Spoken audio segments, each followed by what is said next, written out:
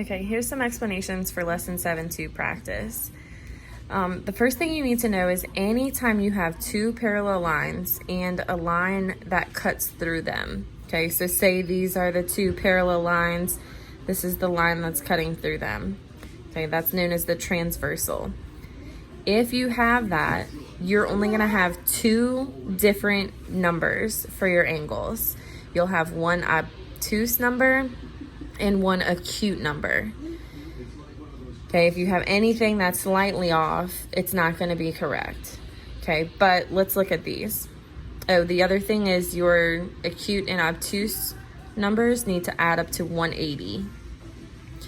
Okay, number 12 says, given that the measure of angle 1 is 52 degrees and the measure of angle 7 is 52 degrees, is M parallel to P?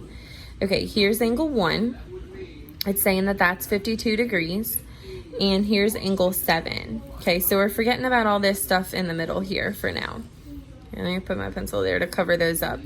So angle 1 and angle 7 are alternate interior. Okay, alternate because they're on opposite sides of the transversal. And, sorry, I don't know if I said exterior or interior, but it's exterior because they're outside the parallel lines. Okay, anytime you have alternate exterior angles, if they are congruent, then your lines are parallel.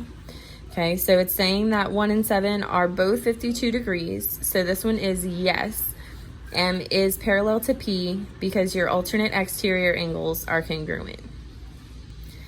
Okay, number 13, given that the measure of angle 11 is 52, okay, so that's this angle here, and the measure of angle 3 is 56 degrees, is M parallel to N? Okay, so it's asking me about these two lines, so I'm not talking about this side now.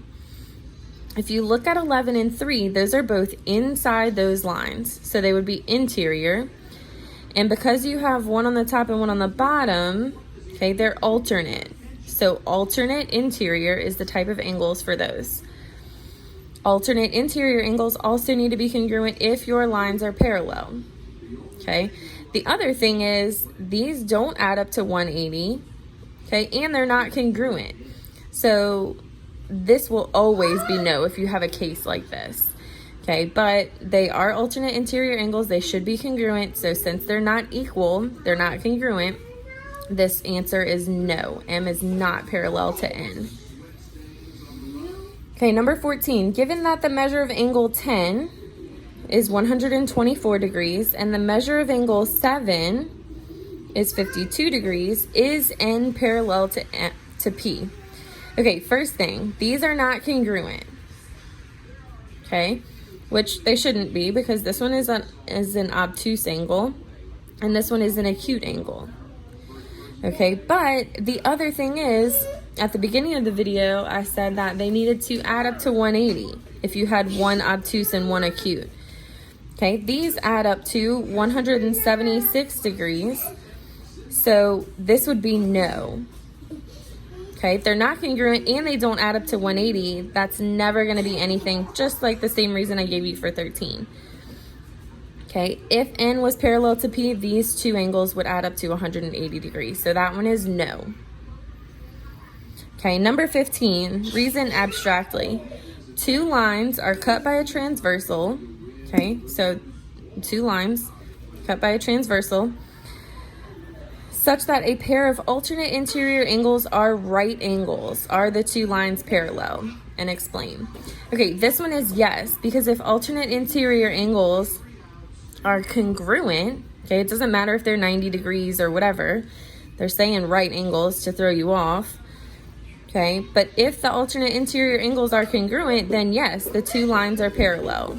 Okay, that's the converse of the alternate interior angles theorem. Okay, and that's how you would explain that. Now, for number 16, I would do this a little bit differently than the book. Okay, it says, describe how a stadium worker can determine whether 2 yard lines painted on a football field are parallel. Assume the worker has a protractor, string, and 2 stakes. Okay, if I was doing this, all I would need is a string. Okay, I know that they want you to measure the angles and show that you have 2 parallel lines and all that stuff. You don't have to do all of that. Okay, what I would do is take one length of the string and measure the distance. So say I have the 2-yard lines like this.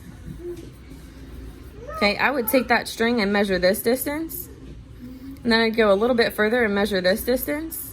And I'd go a little bit further, measure that distance. If the string was the same length at all of these points, then it would be yes, because I know that the lines are not getting any farther or closer.